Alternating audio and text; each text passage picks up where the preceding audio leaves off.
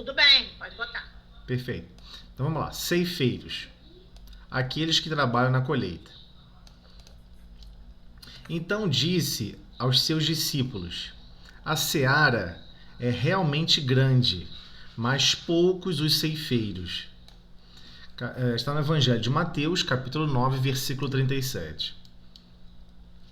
O ensinamento aqui não se refere à colheita espiritual dos grandes períodos de renovação no tempo, mas sim à seara, a plantação de consolações que o Evangelho envolve em si mesmo. Naquela hora, permanecia em torno do Mestre a turba de corações desalentados e errantes, que, segundo a narrativa de Mateus, se assemelhava a rebanho sem pastor. Eram fisionomias acabrunhadas e olhos súplices em penoso abatimento. Foi então que Jesus ergueu o símbolo da seara realmente grande, ladeada, porém, de raros ceifeiros. É que o Evangelho permanece no mundo por bendita messe, seara, plantação celestial, destinada a enriquecer o espírito humano. Entretanto, a percentagem de criaturas dispostas ao trabalho da ceifa, da colheita, é muito reduzida. A maioria guarda o trigo beneficiado ou o pão completo para a alimentação própria. Raríssimos são aqueles que enfrentam os temporais, o rigor do trabalho e as perigosas surpresas que o esforço de colher reclama do trabalhador devotado e fiel. Em razão disto, a multidão dos desesperados e desiludidos continua passando no mundo, em fileira crescente, através dos séculos. Os abnegados operários do Cristo prosseguem onerados, ou seja, sobrecarregados, em virtude de tantos famintos que cercam a seara, ou seja, essa plantação, sem a precisa coragem de buscarem por si o alimento da vida eterna. E esse quadro persistirá na Terra até que os bons consumidores aprendam a ser também bons ceifeiros, aqueles que trabalham na colheita. Novamente, que significa ceifeiros, aqueles que trabalham na colheita. Bem, vamos agora comentar um pouquinho sobre essa página. Essa página é muito difícil para a gente compreender porque ela está usando uma argumentação e argumentos de quem trabalha no campo. E nós perdemos essa identidade. Nós não temos mais essa identidade. Quando fala de ceifeiro, fala de seara, plantação, colheita, a gente não entende. E é muito estranho porque Jesus utilizou essa comparação, né? Mateus narra que Jesus utilizou essa comparação. Que ele então disse aos seus discípulos, olhou para os discípulos e disse: a seara, ou seja, essa grande plantação do Evangelho é realmente grande, mas poucos os ceifeiros. Por quê? Por que ele falou dessa maneira? Esse episódio que acontece com Mateus, que Mateus está narrando, é um episódio que acontece até hoje conosco. Nós não queremos ter significativamente que implantar o reino de Deus em nossos corações tijolo a tijolo. Nós queremos assim, eu acredito que o céu é azul. E por ele ser azul, eu acho que tudo é magnífico. E ponto final. Nós achamos que não haverá esforço, não demandará esforço de nossa parte para desenvolver paciência, para desenvolver humildade, para desenvolver todas as características essenciais do homem de bem, por exemplo. Não ser o homem de bem não é só a vontade, tipo, agora eu quero ser. Poxa, só vou agir agora no bem. Isso não é verdade. Nós ainda não temos experiências no bem. Então, quando a gente adquire essas experiências, nós temos que construir essas experiências com muito esforço. Essas experiências não vão ser construídas simplesmente por um conjunto de ideias. Como que na Terra nós dizemos que as pessoas se tornaram matemático? A pessoa que estudou muito matemática. E aí as pessoas ficam com aquela fantasia, com uma visão até infantil, achando que a pessoa se tornou matemático só porque leu 2, 3 livros e acabou. Ele aprendeu só lendo. Ele teve que sentar e fazer muito exercício. Ele teve que sentar noites e noites fazendo exercício errado, errado, correto. Errado, errado, correto. Então, tudo que está na sua volta demonstra o trabalho que é. Por exemplo, você quer fazer um bolo. Adianta você saber a receita e ter os instrumentos e ter os materiais para fazer um bom bolo, sem alguém dizer como é o método de fazer e sem você nunca ter tido a experiência de fazer um bolo. A gente não pode chegar e dizer o seguinte, não, a experiência não importa. Se eu tiver a receita, eu faço qualquer tipo de bolo. Isso não é verdade. A gente não consegue fazer qualquer tipo de bolo. Quem tem experiência em cozinhar, fazer bolo, sabe que não é assim. Às vezes o arroz dá ruim. E olha que o arroz você faz todo dia. Aí você fica pensando, cara, uma atividade repetitiva que eu estava fazendo, eu não consegui executar adequadamente. Por quê? Porque nós não mergulhamos os nossos sentimentos, o nosso mundo íntimo nessas atividades. E tudo que está à nossa volta é para nos educar nesse sentido. A mesma coisa se refere ao próprio Evangelho. Como ele colocou, o Evangelho, como ele coloca aqui, ó, o ensinamento aqui não se refere à colheita espiritual dos grandes períodos de renovação no tempo. Os grandes períodos de renovação do tempo são diferentes, são completamente diferentes. Mas sim a seara, ou seja, a plantação de consolações que o Evangelho envolve em si mesmo. Ou seja, você acessa o Evangelho, acessa essas experiências, acessa essas informações que demandam a nossa transformação moral, que demandam a nossa modificação de sentir a vida, sem revolta, sem angústia, sem achar que tudo bom, mas nada presta. Nós temos essa mania. Ah, tudo bom, mas nada presta. Isso aqui o governo não presta, a minha casa não presta, o meu chinelo não presta, a minha roupa não presta. Sempre eternamente insatisfeitos. Nunca querendo ceder a nada, querendo se submeter a nada. É sobre isso que ele está falando. Então ele deixa claro que naquele momento haviam corações desalentados e errantes. Ou seja, todos nós temos um pouco desse perfil, que basicamente se assemelhava a um rebanho sem pastor. A pessoa não sabia que direção tomar. O que eu vou fazer da minha vida? Como é que eu devo sentir a vida? Então, ele comenta, é que o Evangelho permanece no mundo por bendita messe, ou bendita plantação celestial, destinada a enriquecer o espírito humano.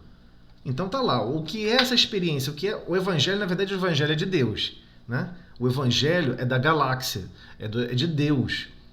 Jesus veio e se colocou como a experiência viva do Evangelho, mas o Evangelho do Pai. Tanto é que tudo e qualquer atuação de Jesus sempre atribuiu ao Pai. Então o Evangelho é esse conjunto de experiências do Cristo detalhando como nos libertarmos de nós mesmos. Libertarmos das nossas angústias, dos nossos medos, das nossas reprovações e como buscar realmente a edificação do reino de Deus em nossos corações. Ou seja, o Evangelho é a rota, mas uma rota experienciada. Quem caminhou nessa rota foi o Cristo. É como você tentar entrar num grande matagal, numa grande floresta, com um mateiro extremamente experiente. Então você entra confiante. Pois esse aqui já passou várias vezes por lá. Ele sabe o caminho. Então o Evangelho não é simplesmente só o roteiro. A experiência do Cristo é o roteiro. Mas o Evangelho alimenta as nossas almas. Alimenta o nosso espírito. Alimenta as nossas necessidades. E ele serve justamente para enriquecer, destinada a enriquecer o espírito humano. Ou seja, de nós mesmos nós não podemos criar riquezas no sentido realmente direcionadas ao amor. E a sabedoria verdadeira. A sabedoria mais encorpada, né? Mais encorpada. Em que sentido? Aquela sabedoria que não é só pra gente. Aquela sabedoria que está em comunhão com o Pai. É uma sabedoria diferente. Porque hoje a sabedoria do mundo é você se tornar inteligente, criar uma grande empresa e se tornar milionário. Essa é a sabedoria hoje do mundo. Mas não estamos falando dessa sabedoria.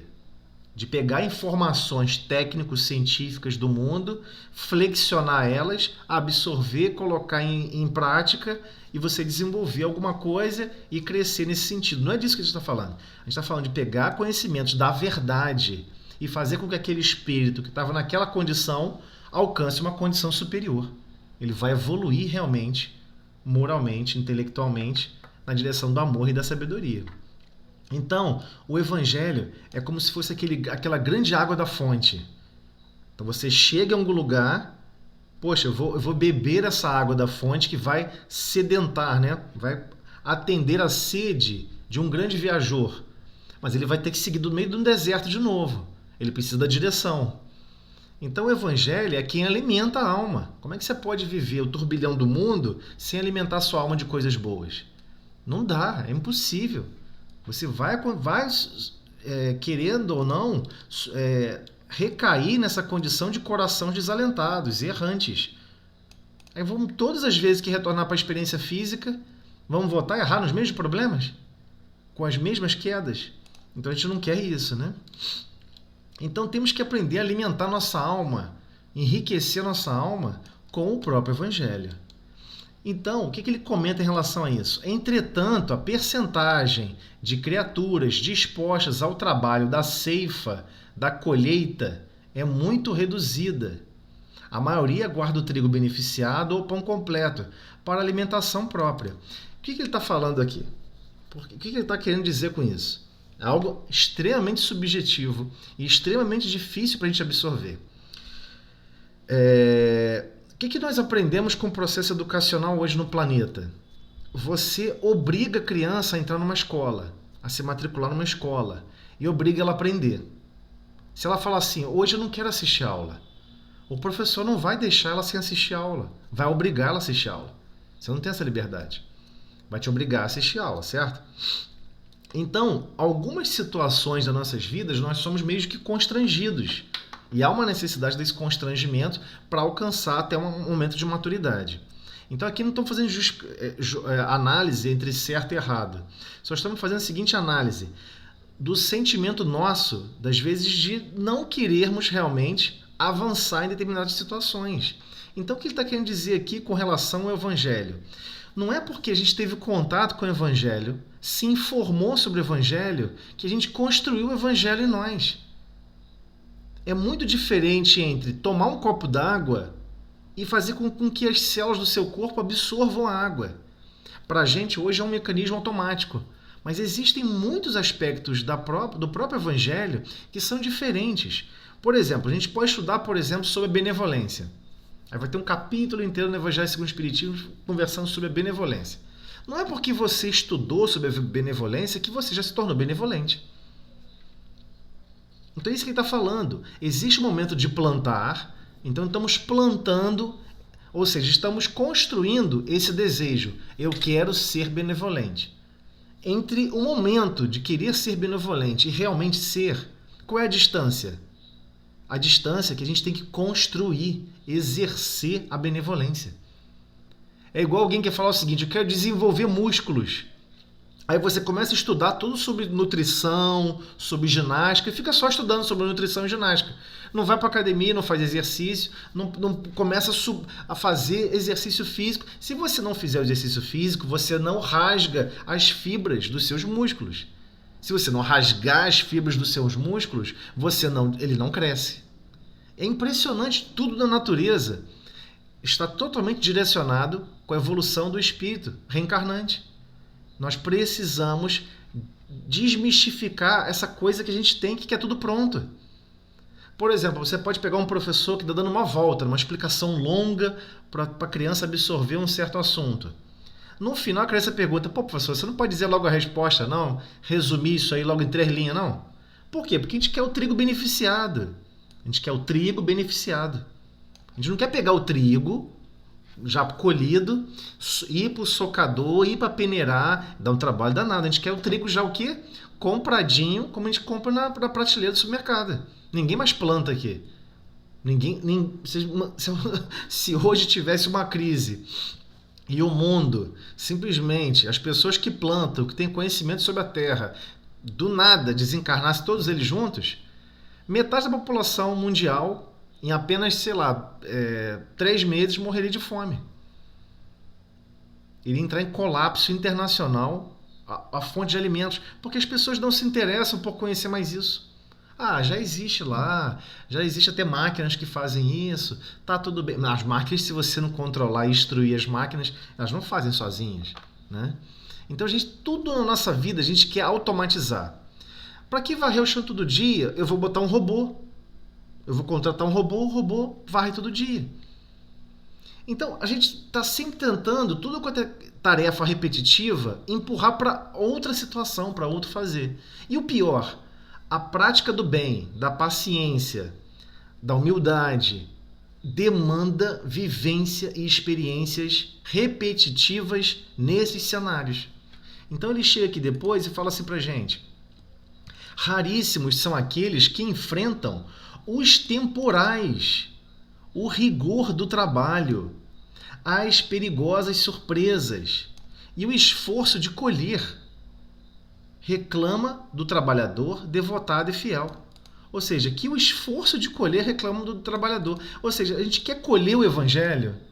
Olha, eu quero plantar o evangelho dentro de mim. Agora eu vou usar, em vez de plantar, vou falar implantar. Eu quero implantar o evangelho dentro de mim. Aí o que acontece? Você quer implantar? Você tem que viver isso segundo a segundo do seu dia. Não tem outro jeito.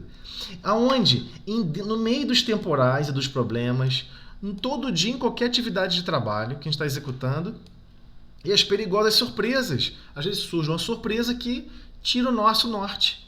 Grandes abatimentos. Mas é nesse momento que nós temos que nos esforçar e mostrar que vamos ter uma postura diferente. Então esse que é o grande desafio.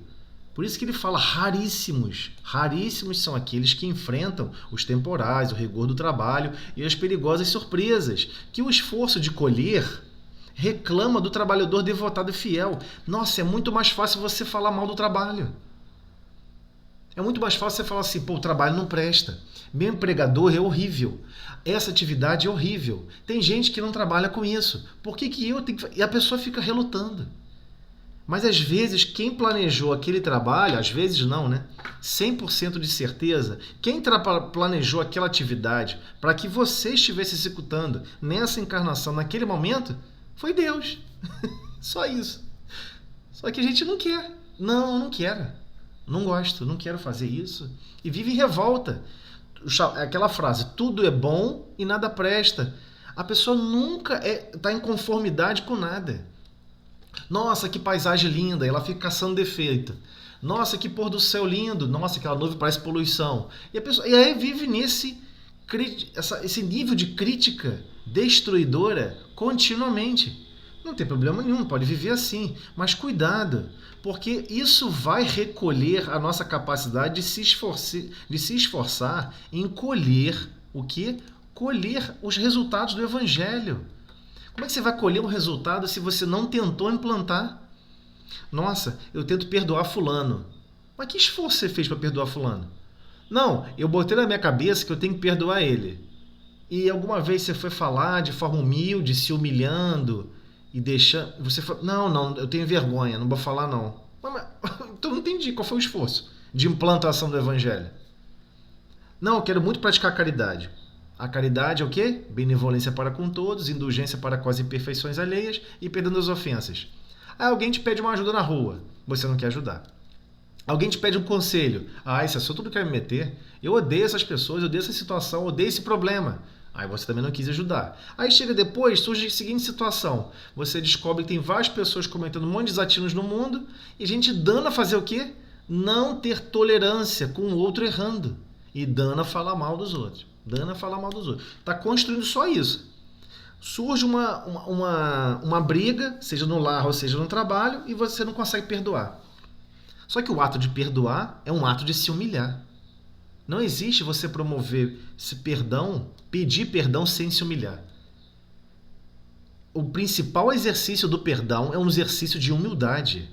Você admitir que estava errado, pedir o perdão, né? Reconhecer para a pessoa que estava errado e fazer o possível para fazer o bem, para transformar aquele mal em bem. É esse o conselho do Cristo. E é assim que Jesus igualmente, Chico Xavier teve que fazer lá com a irmã dele, que assassinou, matou o cachorrinho dele, porque achou que estava dando muito trabalho. O Emmanuel falou, quer resolver essa situação, essa mágoa que está dentro do seu coração, porque ela matou seu cachorro? Compra a melhor máquina de costura para ela e faz esse bem para ela. Ué, mas não foi ela que fez a coisa errada? Eu que vou ter que fazer o bem para ela? É, foi assim que Jesus ensinou. Faz que vai dar certo.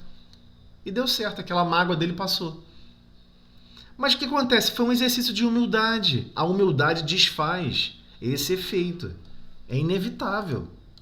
Então, em razão disto, a multidão dos desesperados e desiludidos continua passando no mundo, em fileira crescente, através dos séculos. É claro, poxa, a gente nasce, renasce, mas não quer fazer esforço nenhum. Mas engraçado, a gente já tem bastante treinamento de fazer esforço no mal. Porque fazer o mal dá trabalho. Fazer o mal não é fácil. Todo mundo fica achando que fazer o mal é fácil. Não é. Obsidiar alguém não é fácil. Promover, fazer um plano para cometer um crime é difícil. Ir lá executar o crime é difícil. Mas nós temos o quê? Séculos de experiência nisso. Então o convite agora é: desenvolva realmente os exercícios diariamente do Evangelho, com o exercício da caridade real do Cristo, benevolência, indulgência e perdão, e depois você vai ver como que você vai colher isso tudo de você, do seu próprio mundo interior. É sobre isso que ele está falando. Então, os abnegados operários do Cristo prosseguem onerados, sobrecarregados, em virtude de tantos famintos que cercam a seara, a plantação. Você está plantando o Evangelho e tem uma chuva de problemas, uma nuvem de problemas. Sem a precisa coragem de buscarem por si o alimento da vida eterna. Ou seja, essas pessoas que estão tantos famintos, que cercam a seara, que cercam a plantação, ele chega para você assim: puxa vida, eu estou com um problema, eu tenho que resolver esse problema. Aí você fica pensando, poxa, mas ele está achando que ele vai entrar na casa espírita ou numa alguma instituição religiosa, vai falar 3, 4 conversas, 3, 4 palavras, duas estaladinhas de dedo e o problema vai acabar? A pessoa não consegue nem reconhecer que o problema está nela. Ela é geratriz do problema. Então, esses famintos que estão cercando, buscando o Evangelho, que somos todos nós, por vezes estamos buscando sem a coragem, sem a precisão, sem a precisa coragem de buscarem por si o alimento da vida eterna. Qual é o alimento da vida eterna? São as características reais que vão construir e edificar o reino de Deus nos nossos corações. O que é isso? Benevolência, indulgência, perdão. Benevolência, indulgência, perdão. Perdoa, perdoa, perdoa. Se humilha, se humilha, se humilha. Isso vai desfazer quem você é e vai fazer você resplandecer em direção ao Cristo. Esse é que é o grande problema. Então, ele prossegue: e esse quadro persistirá na Terra até que os bons consumidores, que somos todos nós, poxa, eu estou com dor, eu estou me sentindo tão mal. Aí a pessoa vai no Galileia, né, toma um passe, água fluidificada, pá, ai, estou tão bem. Aí tem uma safra de problemas, né, que as pessoas ficam viciadas em passe. Nossa, o que seria de mim sem a casa espírita? Aí a pessoa fica assim, eu fico pensando assim, quando a pessoa fala essa frase: o que seria de mim sem a casa espírita? Ele tem consciência quantos bilhões de almas encarnadas tem no mundo? Tem 8 bilhões. Quantos centros espíritas tem no mundo? Pouquíssimos. Então você fica pensando, não é esse recurso em si que é o grande transformador, senão Deus estaria negando mecanismos de transformação. Porque, na verdade, ele não transforma por si só. Não adianta você ir lá e ouvir palavras. Não adianta você ir lá ler esse texto. Isso não transforma a gente. Isso informa. O momento de transformar requer o quê? Que deixemos de ser bons consumidores, a gente só quer ir lá consumir. Consumir ajuda, consumir amparo. Ué, mas só vai consumir? E aprenda o quê? a ser também bons ceifeiros, aqueles que trabalham na colheita. Temos que aprender a colher o resultado do evangelho em nós mesmos. Poxa, eu quero tanto ser mais paciente. Como que exercício e esforço você está fazendo diariamente pela paciência? Às vezes a pessoa acorda bufando, vai trabalhar zangado, fica de cara feia para todo mundo, não trata ninguém bem, vive numa aspereza danada, vive numa zangação do começo ao fim. Se puder pisar, espizinhar em um monte de gente, pisa e espizinha, tem todos os artifícios de lógica para justificar o seu comportamento, e aí depois acaba a encarnação e fala, puxa vida, eu não consegui me transformar. O evangelho não alterou o quadro da minha consciência. Como que não alterou? Que exercício foi feito real de colheita? Não, mas se você não plantou, você implantou alguma coisa no seu mundo íntimo? Na sua conduta, nas suas atividades? Não, você não implantou nada. Então o resultado é o mesmo, é o nada. Não implantou. Então vai colher o quê? Então temos que administrar esse processo. Esse processo é: eu estou em contato com o evangelho da maneira mais pura possível. Tá assim. E? Não, mas na verdade eu vivo igual materialista. Não, mas na verdade eu vivo igual até pessoas que são até meio zangadas no mundo, que odeiam todo mundo. Aí você fica pensando, mas então isso aqui é o quê? Não vai colher nada. A gente não vai conseguir colher benefício nenhum em nós mesmos. Porque aqui ele está falando, não é buscar colheita de produtos prontos. Nós somos viciados nisso.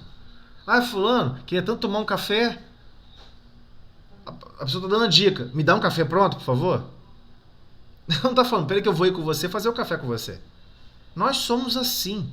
Nós gostamos de prateleira recheada, você só vai lá e pega. O melhor de tudo é, se você puder pelo celular pedir. Eu vou pedir já pronto, não preciso nem cozinhar. Aí eu só vou comer. Pô, aí tem gente que fala assim, poxa, bem que alguém podia mastigar por mim, né? Entendeu? É uma fuga. A gente não percebe que é um processo de fuga. Nós estamos fugindo de nós mesmos. Nós estamos fugindo das atividades de implantar com esforço, com dureza, com sofrimento. Você tem que fazer as coisas, corta o dedo, corta a mão, nasce pele de novo, mas você está feliz, você está conseguindo trabalhar e implantando essa filosofia de vida do Cristo. Eu quero viver a filosofia do Cristo. Eu quero viver em harmonia, de benevolência, de indulgência, de perdão em todos os momentos. Somente nesse momento a gente vai conseguir colher alguma coisa. Não tem como a gente colher o que a gente não fez. Né? Não, eu vou plantar tempestade e quero colher bonança. Não tem sentido isso. A gente só planta tempestade o tempo todo. Planta problema, crítica, ódio, mágoa. Sobre todos os assuntos. Ou é política, ou é só comentário sobre uma novela. Se a gente se filmar e se gravar, então a gente vai tomar um choque. Acho que o próximo software que vou inventar para celular prodigioso, realmente que dê algum resultado, vai ser um software que nos analisa o tempo todo. E no final do dia vai ter a seguinte análise no final do software assim: quantidade de palavras e atitudes bondosas, quantidade de tolerância e quantidade de perdão. E o que não é nada disso. A gente vai ficar assustado com a escala. Porque o tempo todo a gente não consegue implantar isso no nosso dia a dia, minuto a minuto. Viva isso e vamos ver o que você vai colher disso. Né? Eu estou falando demais. Vamos fazer a prece então. Sandra, você faz a prece pra gente? Faço sim, Ana.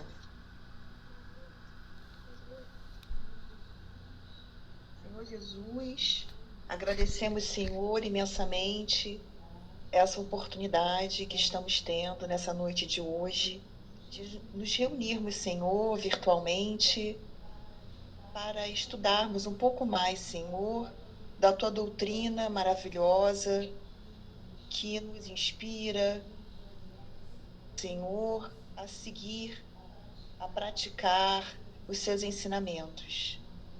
Gratidão, Senhor, por tudo que recebemos. Graças te rendemos, Mestre. Com essa prece, Senhor, pedimos permissão para começar o estudo da noite. Obrigada. Então vamos lá, Todé. Vamos lá, eu vou Eu vou fechar esse daqui. Vou pegar aqui a... Vamos começar um novo, né? Sim. Que é aí as evocações e as comunicações espontâneas dos espíritos. Até vai contribuir para o estudo do Livro dos Médiuns, né? Sim. Deixa eu compartilhar aqui. Eita, peraí. Calma aí que eu compartilhei errado. Vou parar o compartilhamento. Tá. Então, vamos lá para o roteiro 5. As evocações e comunicações espontâneas dos espíritos. Agora as espontâneas, né? Esse critério sobre... Como ele está comentando aqui. Vamos lá. Deixa eu pegar aqui a página. Então, vamos lá. Eu vou aumentar aqui o tamanho da letra para facilitar também quem pode estar no celular, enfim. Todos estão enxergando bem, hein? Pessoal, tá bom? Sim. Então, vamos lá. Evocações e comunicações espontâneas dos espíritos. Vamos lá. Os espíritos podem comunicar-se espontaneamente ou acudir ao nosso chamado, isto é, vir por evocação. Pensam algumas pessoas que todos devem abster-se de evocar tal ou tal espírito e ser preferível que se espere aquele que queira comunicar-se. Então, abster-se aqui é realmente se abster, não utilizar o processo, né? Se abster de evocar. Funda-se em que, chamando determinado espírito, não podemos ter a certeza de ser ele quem se apresente. Ao passo que aquele que vem espontaneamente, de seu moto próprio, melhor prova a sua identidade, pois que manifesta assim o desejo que tem de se entreter conosco. Em nossa opinião, isto é um erro. Primeiramente, porque há sempre em torno de nós espíritos, as mais das vezes de condição inferior, que outra coisa não querem senão comunicar-se. Em segundo lugar, e mesmo por esta última razão, não chamar a nenhum em particular é abrir a porta a todos os que queiram entrar. Numa assembleia, não dar a palavra a ninguém é deixá-la livre a toda a gente e sabe-se o que daí resulta. A chamada direita de determinado espírito constitui um laço entre ele e nós. Chamamo-lo pelo nosso desejo e opomos, assim, uma espécie de barreira aos intrusos. Sem uma chamada direta, um espírito nenhum motivo terá, muitas vezes, para vir confabular conosco, a menos que seja o nosso espírito familiar.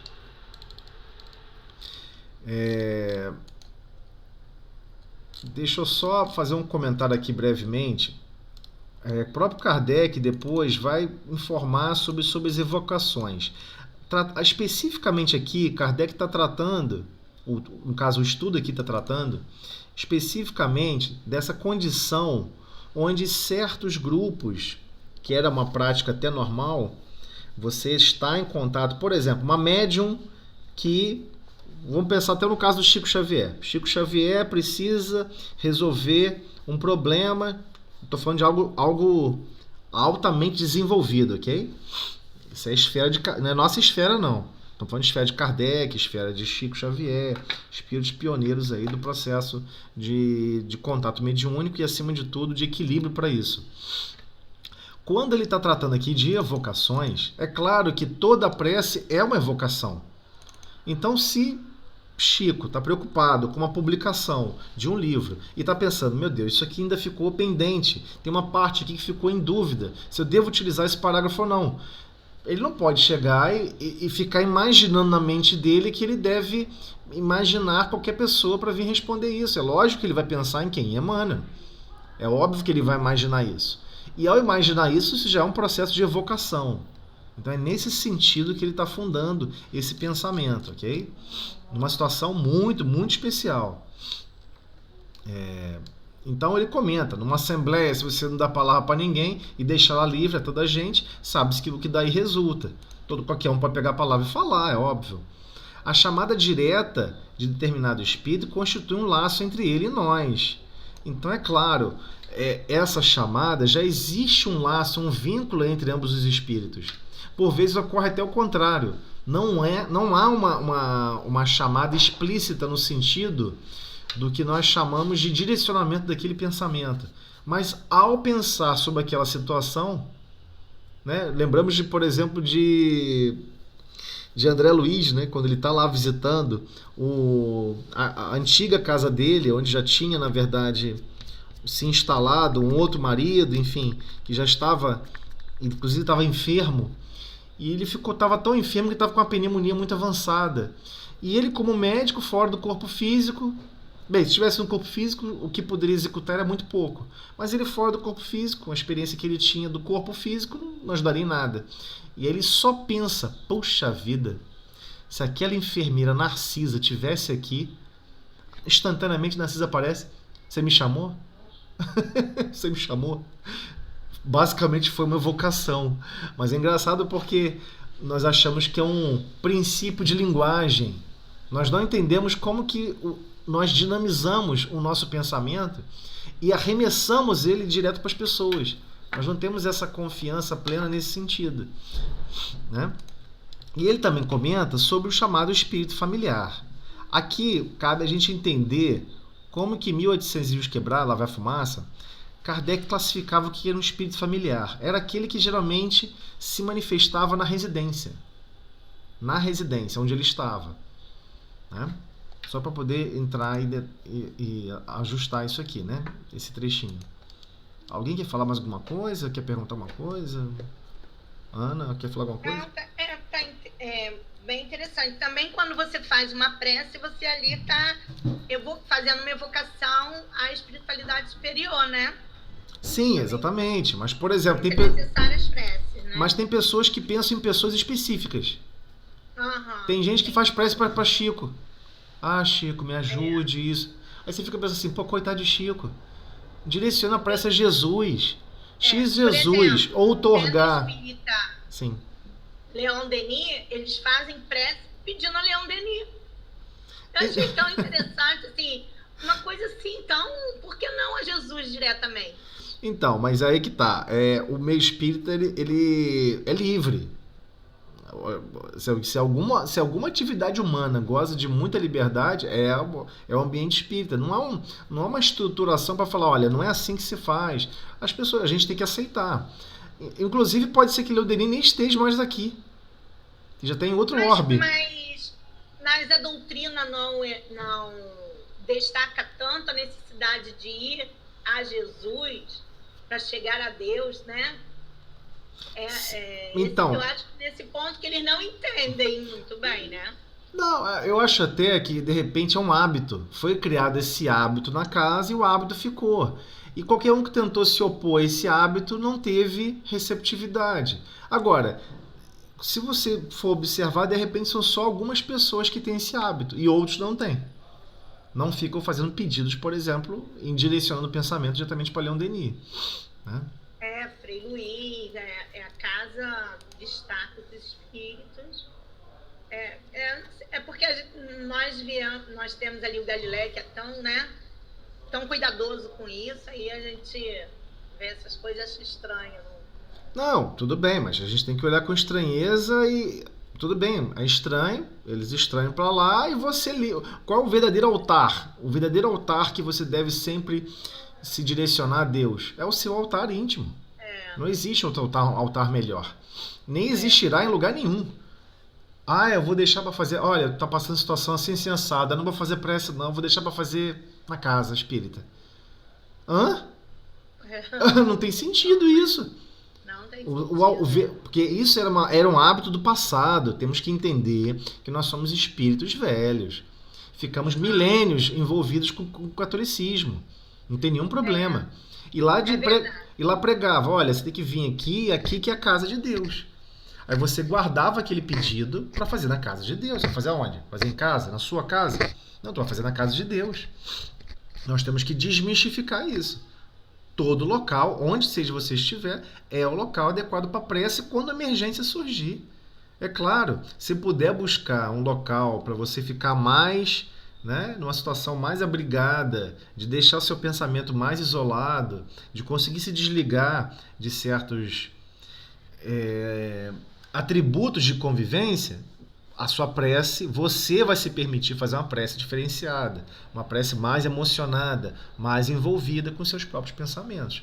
Agora, não vou deixar esse problema aqui, vou anotar no caderninho, quando chegar no Galileu eu faço a prece. Isso não faz sentido, mas diversas pessoas fazem isso. Tem pessoas que vão lá, não sei se vocês recordam, ninguém consegue datar exatamente quando surgiu no Galileia, não no Galileia, mas no movimento espírita, o hábito do livro de preces. É um hábito estranho. Porque ele está dizendo o seguinte: olha, eu vou colocar o nome da pessoa. Às vezes a pessoa fala assim, é um tio meu muito querido. Eu tenho um grande amor pelo meu tio. Eu vou botar o nome aqui para vocês orarem por ele. Eu fico pensando assim, mas ele que tem o maior vínculo com o tio, ele que vai conseguir dinamizar a oração numa intensidade muito mais superior, vai alcançar conectividades muito mais intensas, e ele quer colocar essa situação secundária a alguém que não conhece. É estranho, porque parece que, olha, eu quero fazer o bem através do meu pensamento, mas eu não quero fazer hoje não. Sabe, eu quero que o outro faça por mim. É de novo aquele problema da estante, do ceifeiro, né? A gente quer pegar a estante prece. Olha, eu só vou escrever o nome, jogo numa caixinha e alguém vai fazer a prece por mim. Ufa! Fiz a minha parte, hein? É estranho. Mas isso é um hábito.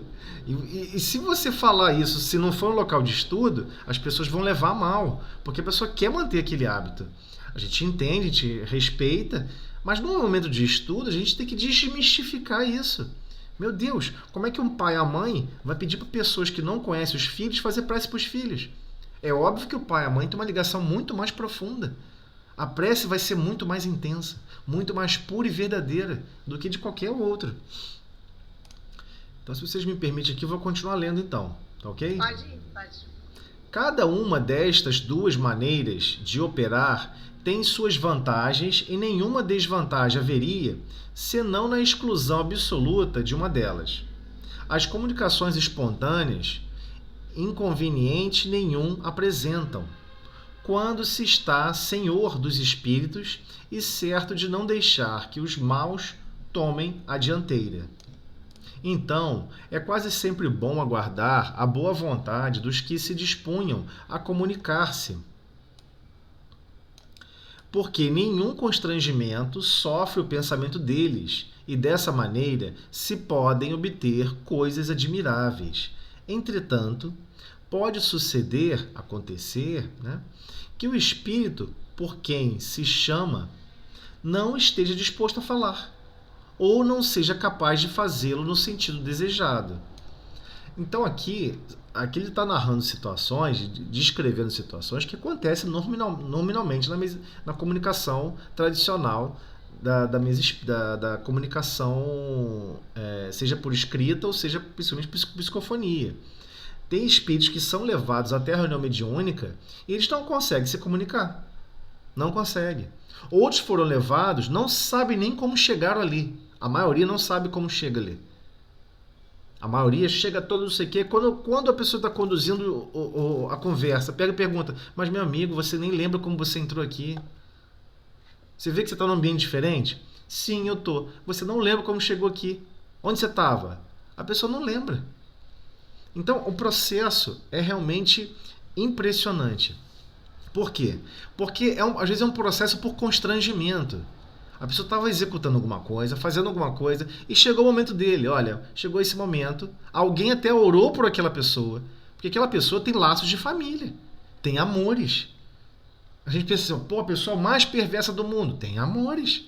Não tem isso. Ação e reação. Você vai ler alguns livros de André Luiz, você vai encontrar alguns processos do tipo, um espírito totalmente zangado que quer fazer isso, quer fazer aquilo, vai destruir, vai acabar com tudo. Aí quando tu vai ver, aparece a mãe dele.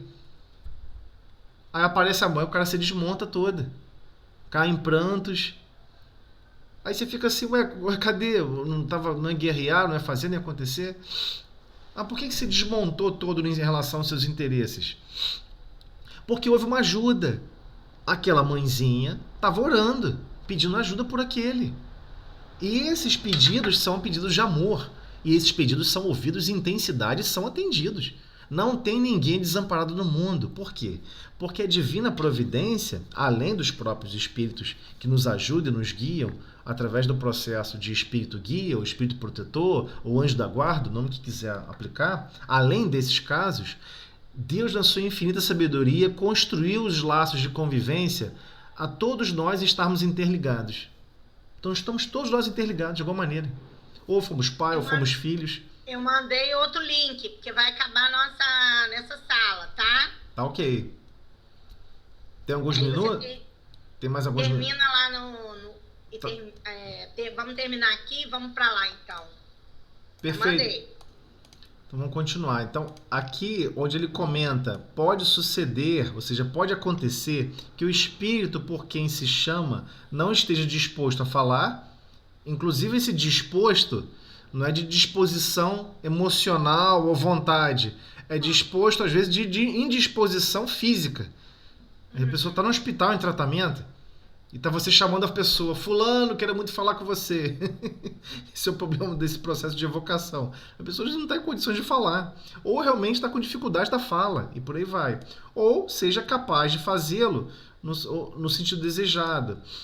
Não seja capaz de fazê-lo no sentido desejado. Ele não vai conseguir se comunicar abertamente. Isso está traçando experiências, é claro, de Kardec, né? Kardec fez um conjunto de experiências. Já a prática da reunião mediúnica tradicional não se pratica evocação em hipótese nenhuma.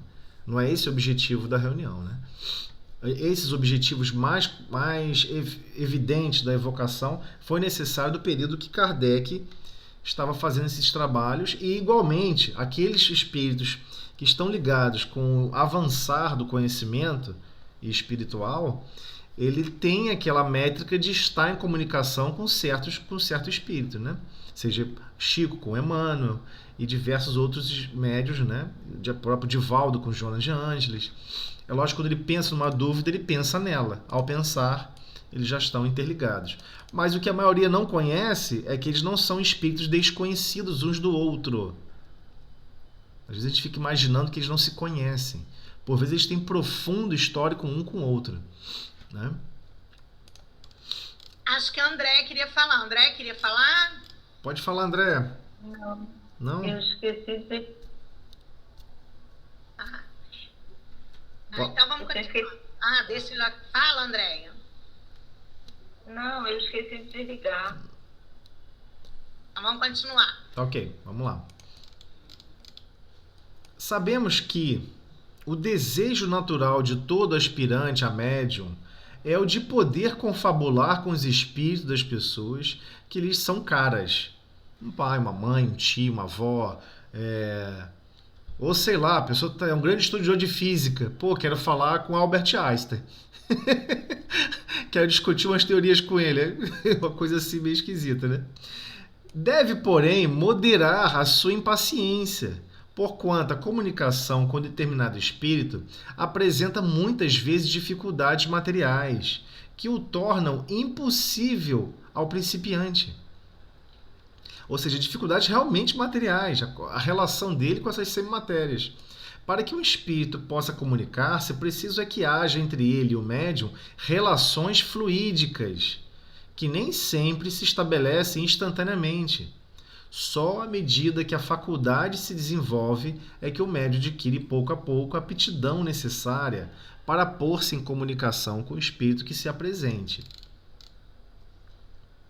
Pode dar-se, pois, que aquele com quem o médium deseja comunicar-se não esteja em condições propícias a fazê-lo, embora se ache presente.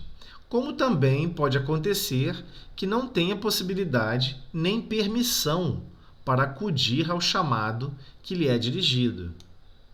Convém, por isso, que no começo ninguém se obstine em chamar determinado espírito, com a exclusão de qualquer outra, pois a miúde sucede que não ser com esse que as relações fluídicas se estabelecem mais facilmente, por maior que seja a simpatia que lhe vote o encarnado. Então não é por simpatia que alguém vai se comunicar. Eu gosto tanto da minha vozinha, eu vou ficar aqui pedindo 1000 vezes até ela se comunicar. Pode ficar pedindo, não tem problema nenhum, mas não é assim que vai funcionar. Existe uma necessidade de harmonia fluídica, praticamente um processo de ressonância entre a capacidade fluídica do perispírito de quem está se comunicando com o do médium, né? Antes, pois, de pensar em Sim. Pode falar, Ana. Eu ia falar que é interessante também, que às vezes, se você ficar evocando muito, às vezes não é para você nem estar presente naquela comunicação, como nós que participamos já vimos, né? Por exemplo, o médium não falta, ou eu já vi até um médium chegar atrasado, ser mandado para outra sala e um espírito se comunicar que estava ligado àquele. Sim, acontece. Ficava no portão esperando ele, toda reunião, ficava esperando a pessoa chegar. Ele não entrava. No dia que ele conseguiu entrar, o médico chegou atrasado, não foi para a mesma reunião e o espírito se comunicou. Eu acho assim, esse cuidado da espiritualidade superior, ela é muito, né, muito comovente pra gente, eu acho. Quando o Mauro se comunicou, aqui no centro, aqui em Juiz de Fora, que eu frequento, eu nem sabia, né? Eu nem participo de reunião aqui. Aí, o rapaz, quando eu fui lá pegar a carta e tal, ele falou que ele foi levar... Aí ele falou tudo que aconteceu e tal, e disse que ele foi levado 3 vezes nessa reunião, antes de se comunicar, para ver com qual médium ele sintonizava. Não, sem dúvida. Na terceira reunião só. Sem dúvida. E assim, quem acompanha alguma outra literatura, igualmente, por exemplo, de Barçanufo, por exemplo, um médium famosíssimo em Minas, basicamente podemos classificar como um médium altíssimo, ponto fora da reta, né? Barçanufo ele deixa claro que diversas situações mediúnicas ocorrem primeiro durante o sono. Então o médium, fora do corpo físico, vai a uma reunião mediúnica, fora do corpo físico, para se comunicar com alguém. E às vezes esse processo, na verdade, só se repete, sei lá, depois da 6ª, 7ª vez no corpo físico. Então essas comunicações não é a primeira vez que ocorreu essa comunicação.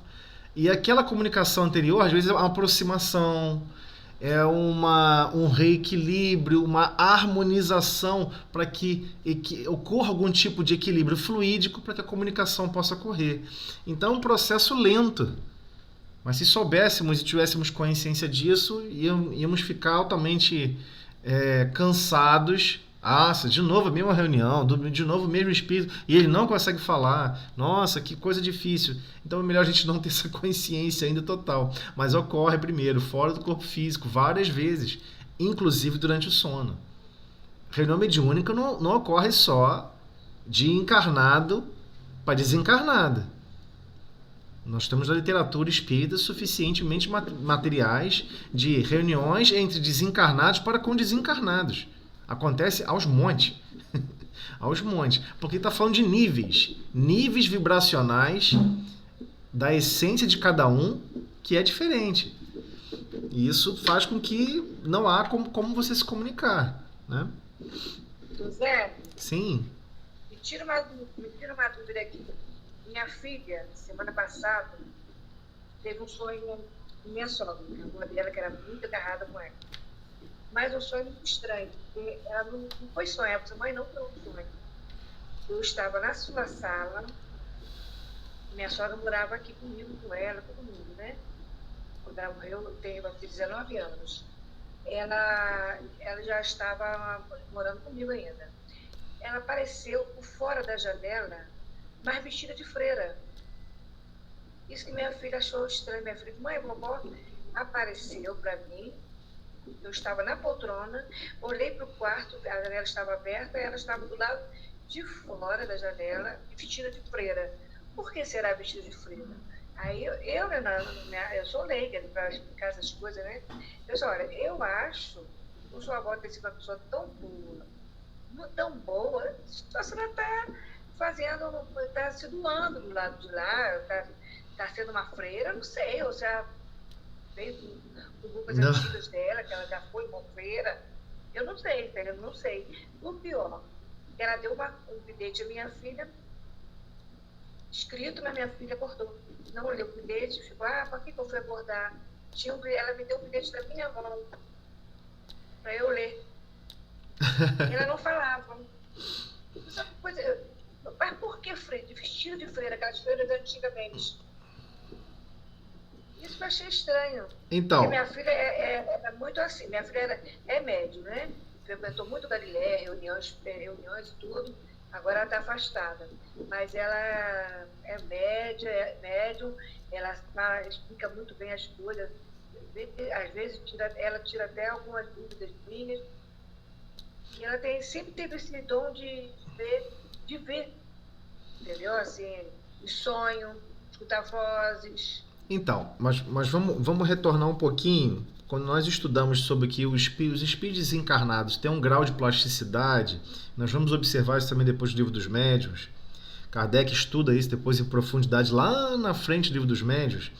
O espírito desencarnado, ele tem a capacidade de alterar a aparência física dele. O perispírito, ele é plástico. Ele tem plasticidade. Você pode imprimir. E outra coisa, existe uma coisa chamada a sua identidade que você constrói ao longo de muito tempo. Então, por exemplo, pode ser que ela goste daquela situação, daquela experiência que ela passou, e ela, conscientemente, ela concorda com aquela identidade que ela tinha naquela época. E ela pode escolher ter aquela vestimenta. A escolha é dela, do espírito desencarnado. Isso não quer dizer nada que está em tarefa aqui, está em tarefa lá, isso não quer dizer nada, você pode escolher a vestimenta. Como igualmente tem pessoas que são espíritos zombeteiros, né, brincalhões, que escolhem aparecer para médiuns videntes com aparência de demônio. O cara tem medo de pessoas chifrudas. Opa! Ele tá vendo um filme que está dando medo nele, ele fica imaginando um monstro mais feio, mais perverso e mais esquisito. Quem disse que quem está fora do corpo físico não está vendo o que você está imaginando? Um espírito desencarnado inferior, brincalhão, zombeteiro, pode olha só como é que essa qualidade, essa característica da plasticidade do corpo perispiritual não tem a ver com o nível moral, com a elevação espiritual, melhor dizendo. Ele pode pegar e plastificar, né, dar uma nova forma ao seu perispírito e ficar assustando as pessoas. É super comum, mais comum do que você imagina. Mas olha só, interpretar sonhos é muito difícil. Houve ali uma experiência, uma vivência, houve uma convivência. E o ato que ela lembra sobre entregar um bilhete e ver, não necessariamente é o que ela estava vivenciando. Por exemplo, é possível também fora do corpo físico que alguém apresente a ela uma memória. Olha, lembra quando eu estava assim assado, lá no convento, não sei aonde, eu falei com você, não faça isso, não maltrate o seu fulano, não tente assassinar seu marido. Lembra que eu te passei esse recado na mão? Então, existem outras formas de você maltratar a pessoa, pelo seu pensamento, com a sua angústia, com a sua mágoa. Lembra? E aí o que ficou gravado nela ela me passou um bilhete sobre alguma coisa pessoal minha, há 400 e poucos anos atrás, e eu só capturei isso. Mas ela estava buscando uma lembrança. Então é muito difícil detalhar e descrever o que acontece num sonho, porque vai depender da experiência de cada um que vivenciou aquela experiência. De repente, ela lembrou, ela viu o rosto da avó, a aparência externa diferente, mas não necessariamente foi naquele momento exato. Ela pode estar revivendo um momento que ela foi convidada a reviver. Olha, vamos reviver esse momento aqui. Lembra que aconteceu isso? É possível buscar na memória coisas do passado. E quem induz, às vezes, essa busca da memória do passado é alguém desencarnado que nos quer muito bem. Olha, lembra que aconteceu isso? Você só está fazendo de outra maneira o mal com ele. O seu objetivo agora é fazer o bem, tá? E aí ela acorda, mas ela, meu Deus, eu vi fulano, eu vi aquela situação achando que foi no presente atual. Não necessariamente foi no presente, pode ser uma lembrança. Alguém fez ela recordar aquela lembrança. Então não tem como você definir em relação ao sonho a unidade de tempo. A unidade de tempo você não consegue definir. Nem se foi no presente, Conforme ela foi contando a história, eu fui chorando muito. Me deu calafrio, eu senti os braços, sabe? Eu fiquei estranha. Eu falei para ela assim, olha, sua avó pode estar até aqui presente com a gente, eu estou achando muito estranho, que eu também tenho sentido, entendeu? Aqui em casa. Eu tenho sentido uma presença, não sei. Não, mas olha só, a presença do lado fisicamente, para quem está desencarnado, é totalmente desnecessário. Ela tem vínculos com o seu pensamento. Ela tem vínculos com o pensamento dela. Quando vocês começaram a conversar sobre ela e pensaram nela, quando você fala de alguém, pensa em alguém, você vê o rosto da pessoa. Já reparou isso? Você começa a falar de alguém, você vê o rosto. Você lembra da roupa que a pessoa estava. Quem tem boa memória lembra coisas detalhadas, né? Você está construindo na sua mente. E a mente, o pensamento, é um espelho. Você está arremessando essas informações no fluido cósmico universal e vai chegar na pessoa. Vai chegar na pessoa. Não se engane. Então, estar do lado ou não estar do lado, tá 2 quarteirões, tá, sei lá, em outro país ou até mesmo em outro planeta. Não quer dizer nada. Para o pensamento, a velocidade é muito superior à velocidade da luz. E ela, José, ainda falou, agora eu estou me lembrando, ela ainda falou para minha filha. Eu tive uma irmã que desencarnou em novembro agora passado, com câncer. Ela virou para minha filha e ainda falou assim, olha, tua tia está muito bem, fica tranquila. Porque às vezes as pessoas ficam assim numa mágoa, numa tristeza, pô, fulano desencarnou com câncer. Pô, mas às vezes ela conseguiu cumprir. Ela conseguiu cumprir o problema. Eu lembro uma vez eu estava no outro local de trabalho, a pessoa falou assim, poxa, fulano, a pessoa não é espírita, né? Aí sabe que eu sou espírita e veio falar comigo assim, poxa, Tuzé, olha só, eu queria conversar com você, meu afilhado tá com câncer, tá muito mal no hospital, puxa vida, é uma situação muito difícil, não sei o que fazer. Eu falei, caramba, cara, que bom pra ele, hein? Porque ele falou assim no final, não, mas ele tá bem, ele tá animado, até a gente até estranha, tá tudo conformado, às vezes até sorri, diz que tá tudo bem, tá feliz, não fique triste por mim, e a gente não consegue entender isso. Eu falei, você não entendeu não? Ele tá preparado para expurgar aquele problema, mas você não tá.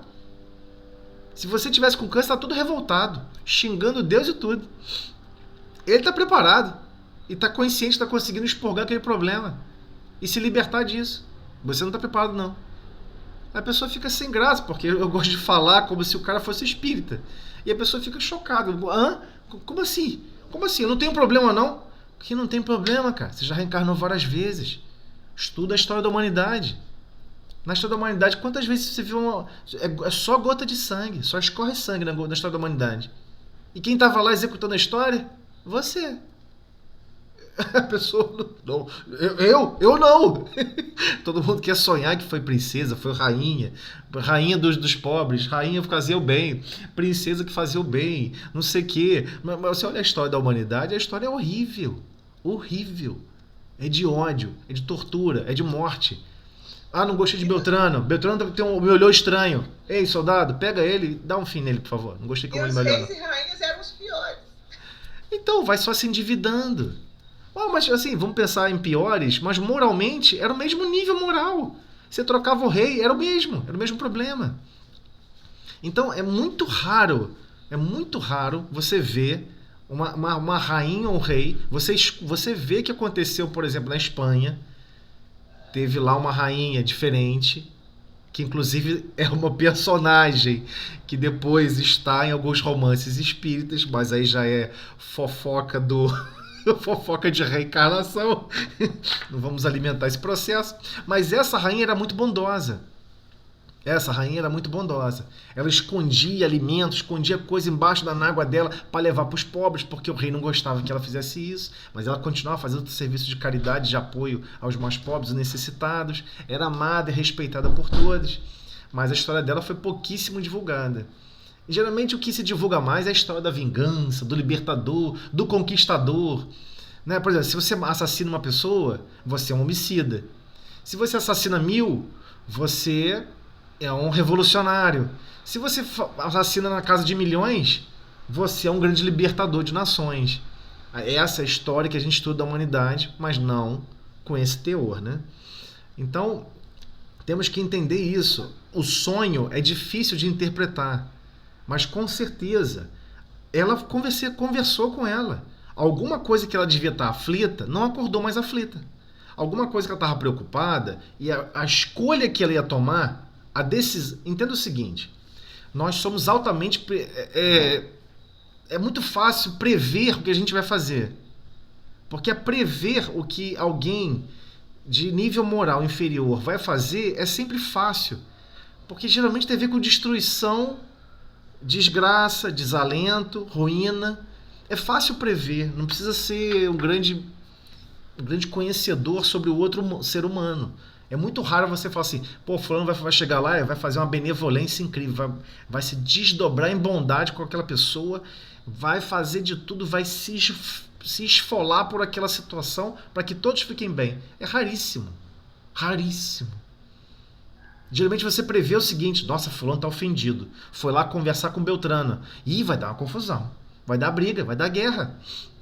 Então a gente não tem como ter certeza, nem tem como saber o que foi conversado.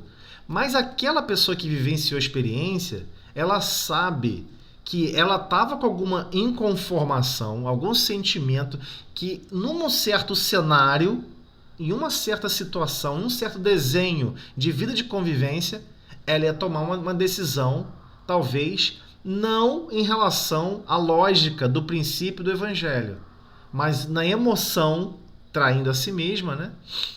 Na emoção da zangação, da raiva, do ódio. É muito difícil, mas a espiritualidade permite que aqueles que são caros aos nossos corações venham nos socorrer. Porque você imagina, você é a mãe, aí você desencarna, e você pode vir dar um conselho para ela durante o sono, você não virá? Né? Até essa questão de vir é estranho, porque estamos falando que vai ter que precisar de algum lugar físico, circunscrito. Às vezes as duas vão se encontrar em algum lugar. Por vezes Deus permite isso. Você vai fazer uma prece a Jesus e pede: Senhor, posso ajudá-la?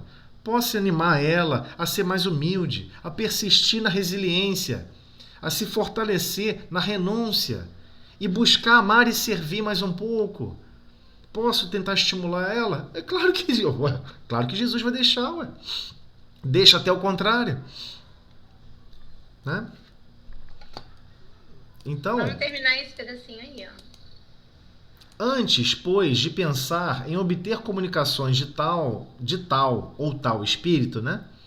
Importa que o aspirante leve a efeito o desenvolvimento de sua faculdade, para o que deve fazer um apelo geral e dirigir-se principalmente ao seu anjo guardião. Aí aqui a gente tem que ter muito cuidado, como está escrito, para a gente não entender errado.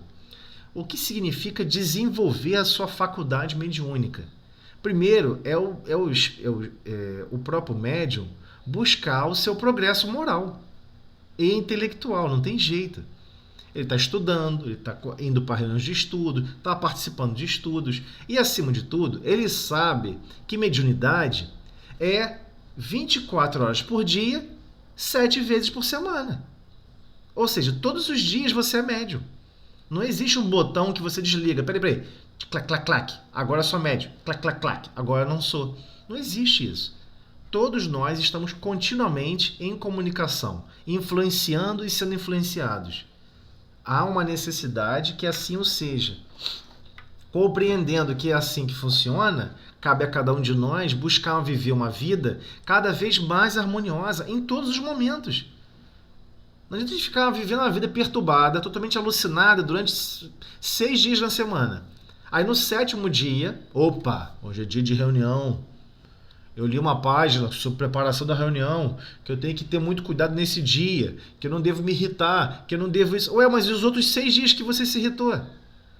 Cuspiu fogo, labareda e pedra em todo mundo. Isso não conta. Só conta no dia. Isso não existe. Não tem como. Você está com aquele histórico de mágoa, aquele histórico de zangação, toda hora zangado, chateado. Aí naquele dia, não, eu vou ficar ouvindo música clássica e vou ficar pensando no Senhor. E vou ficar, sabe, vou ficar num estado de meditação. Vou até me trancar num lugar e não vou ficar pensando em nada. Impossível. Porque aquilo já faz parte de você, da sua identidade. Então você está construindo o quê? De novo a questão do ceifeiro, né? Eu vou colher o quê? O que eu estou implantando no meu reino, no meu mundo íntimo? Porque está se comunicando com os espíritos, seja encarnado ou desencarnado, ocorre o tempo inteiro. E para sempre. Somos espíritos imortais, vamos estar em comunicação para sempre. Para um intercâmbio mais complexo, né, de níveis de energias diferentes, que você tem que entrar em ressonância, tem que entrar pico a pico. Imagina um carro passando no morrinho, sobe e desce. Tem o vale e tem o pico, né? Pico e vale, pico e vale. Você tem que estar na mesma sintonia, né? Ou seja, na mesma frequência, mesma ressonância, amplificar a intensidade da energia de comunicação na mesma frequência. É a harmonização que eles estão falando para ter a comunicação mediúnica, para se desenvolver a comunicação. Ora, se a gente está sempre perturbado, alienado, totalmente alucinado, como é que isso vai se desenvolver? Porque não podemos esquecer, mediunidade ostensiva é preparação de reencarnações. A pessoa aceitou antes de reencarnar. Olha, eu aceito ser médium psicofônico. Eu vou fazer, eu vou ajudar. Eu sei que eu errei muito, mas agora eu vou ajudar. Vou participar das lágrimas, das dores de todo mundo. Eu resolvo, vou matar essa no peito. É isso que a gente fala antes de reencarnar. Aí chega aqui, quer se livrar da mediunidade. Muitos leem isso aqui, não, desenvolvimento de sua faculdade. Eu não quero desenvolver nada, não. Eu quero desligar isso e nunca mais precisar disso. Mas você que pediu. Você que quer apagar um grande volume de problemas que foi gerado no passado. Vai amarelar agora, né? No meio do segundo tempo, a bola quase entrando no gol, vai querer isolar para fora? Não, agora é a hora de parar. Peraí, como é que funciona isso aí na verdade?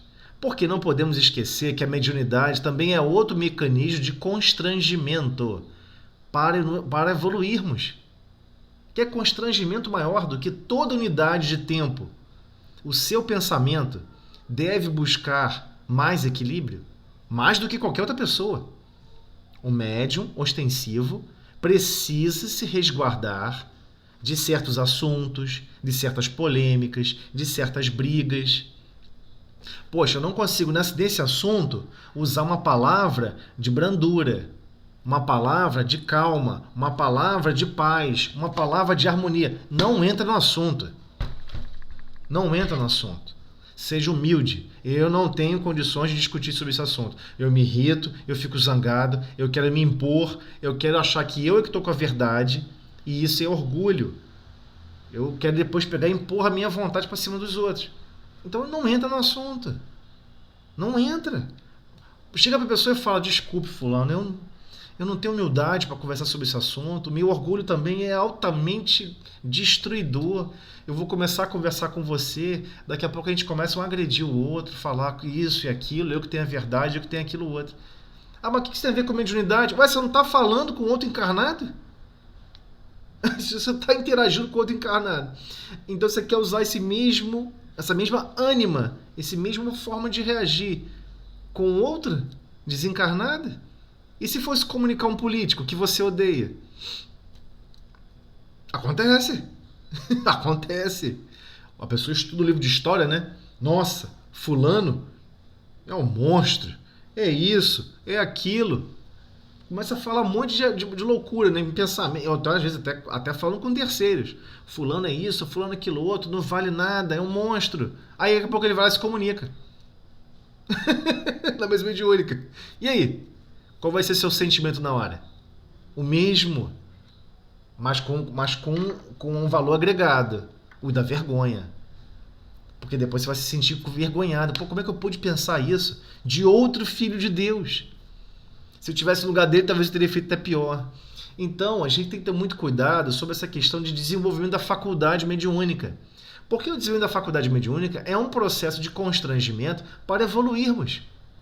Ah, mas só para o médium ostensivo? Não! Todo ser humano é médium. Todos sem exceção. Então, você está em casa.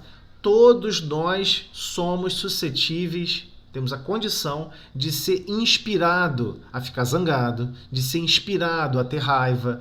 Por quê? Mas como é que os espíritos fazem isso com a gente? De tal maneira que são de ordinário, são eles que nos dirigem? Porque a gente gosta. Porque a gente gosta, pô. É gostoso ser dirigido pelos outros. A gente gosta. Qual o melhor ambiente de trabalho? Aquele que você chega lá e alguém diz o que é para você fazer e você pega e faz? Ou você tem que chegar num ambiente de trabalho, descobrir o que é para fazer e executar tudo corretamente, mesmo sem ninguém mandar? O que é pior? Todo mundo vai falar que o segundo é pior.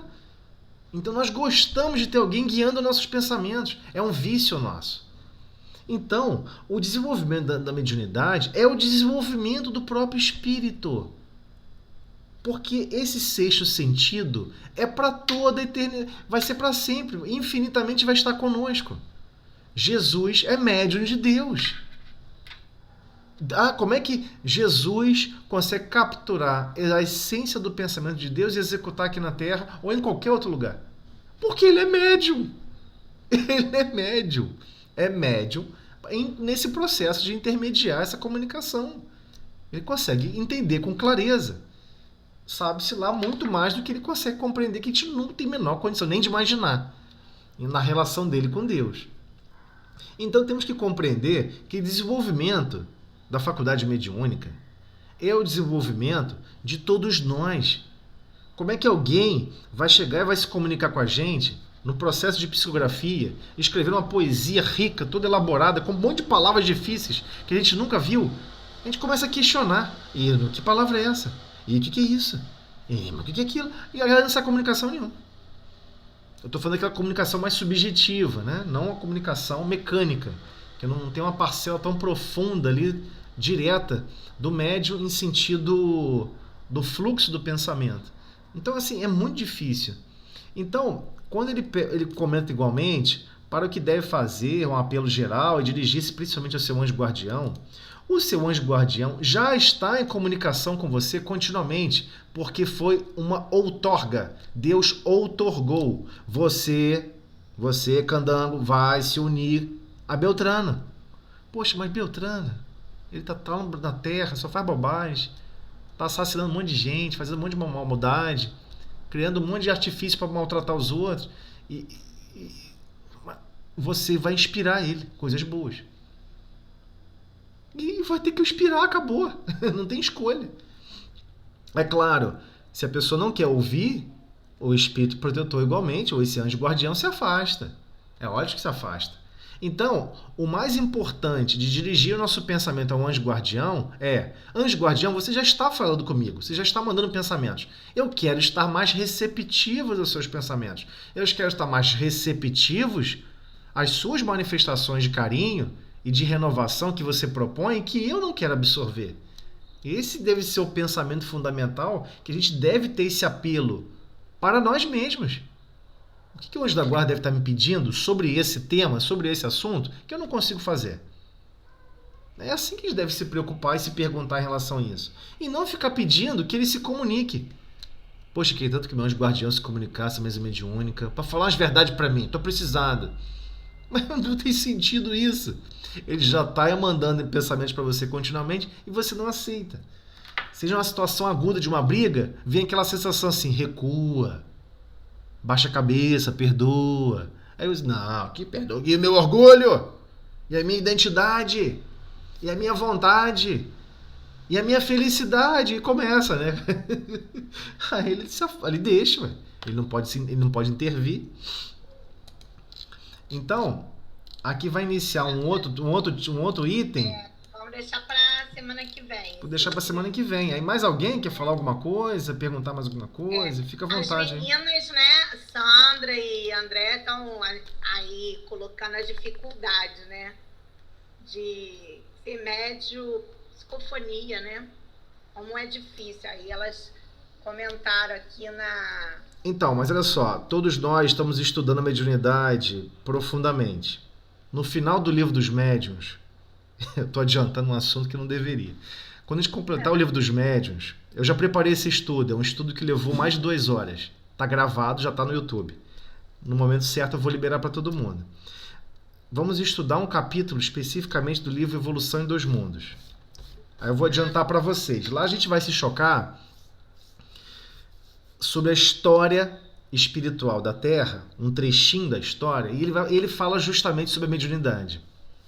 Então, primeiro que a gente descobre que o nosso pensamento contínuo, que todos nós temos, você não pode desligar o seu pensamento contínuo, foi um investimento da espiritualidade superior em todos nós. Nós não teríamos direito ainda ao pensamento contínuo. Eu sei que isso é chocante. Foi um investimento. Isso é Jesus interagindo no processo falando, vai dar certo, eu vou apoiar eles, vai dar tudo certo. E para impor o pensamento contínuo.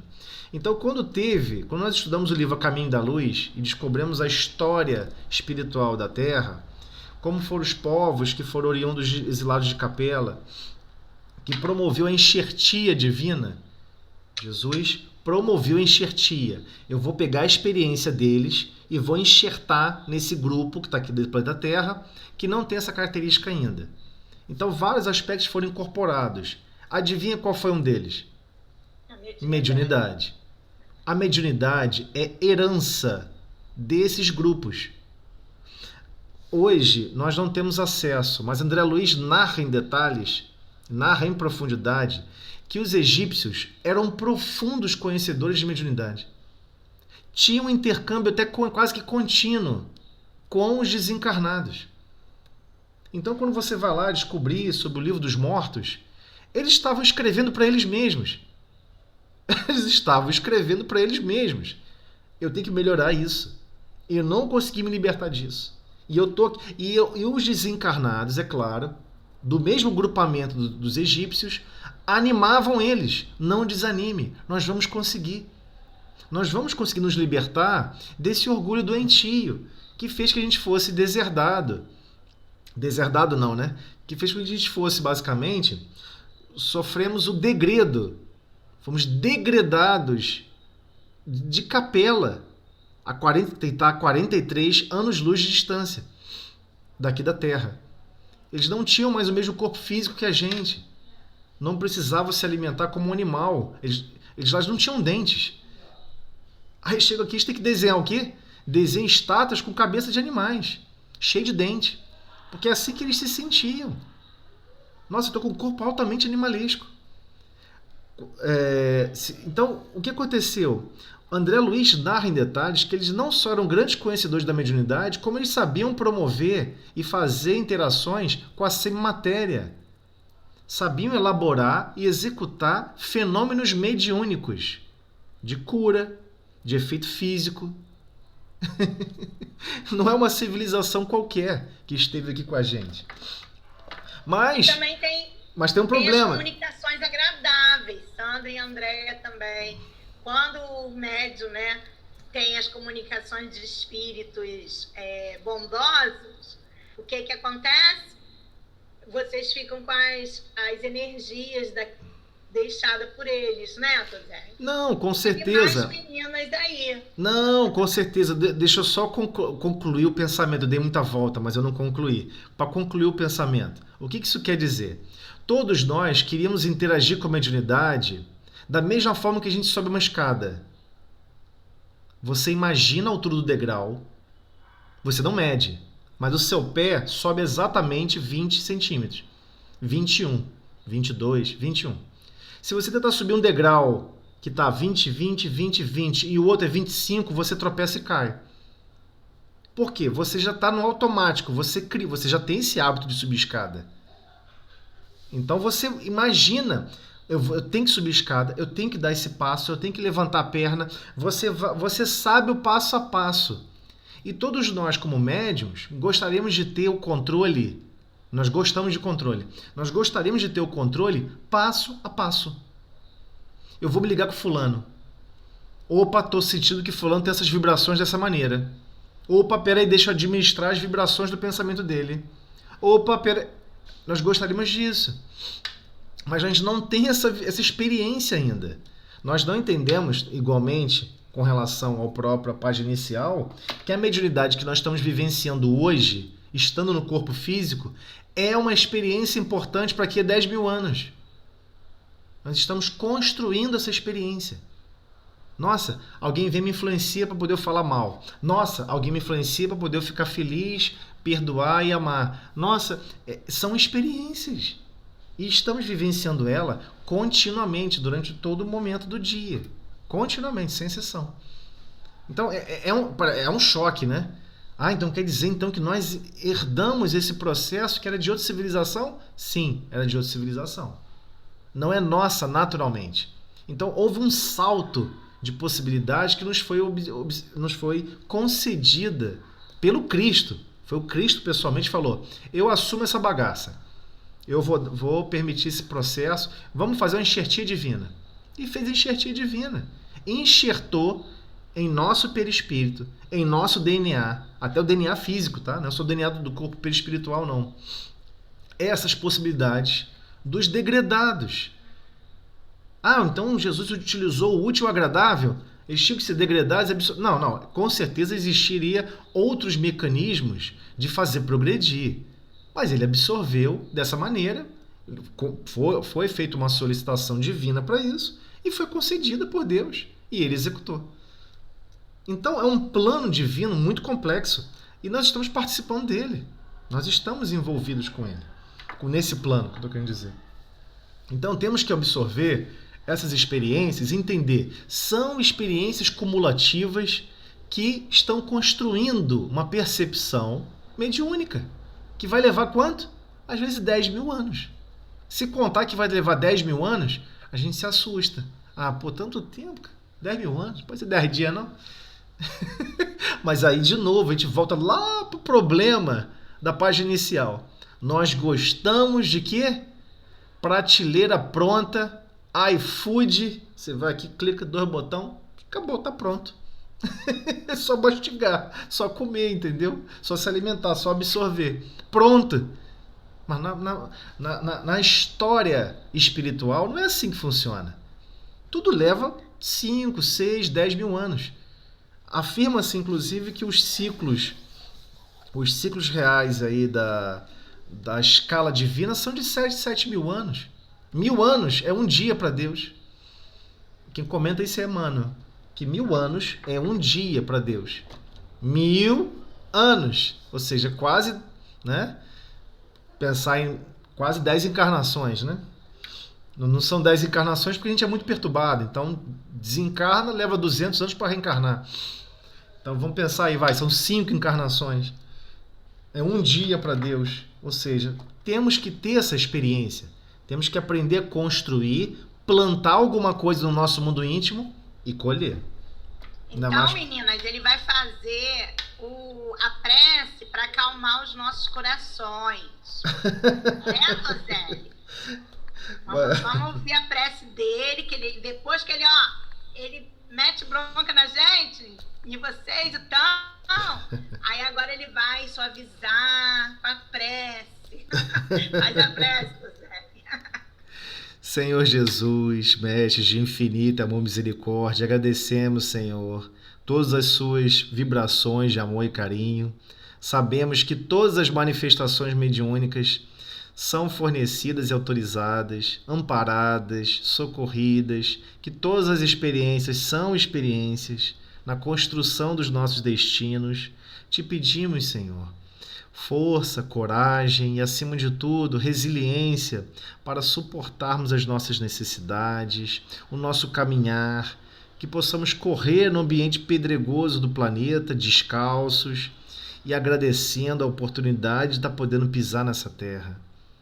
Agradecendo por construir uma identidade diferente da que tínhamos anteriormente, de podermos estar em contato com o Teu Evangelho e estarmos preocupados em ter algum tipo de experiência com o Evangelho em nosso mundo íntimo, para depois podermos colher o efeito final da implantação do amor, da sabedoria em nosso mundo íntimo, hoje e sempre. Obrigado, Senhor, por tudo. Que assim seja. Com essa prece, pedimos permissão para terminar o estudo da noite. Obrigada, Senhor, agora e sempre.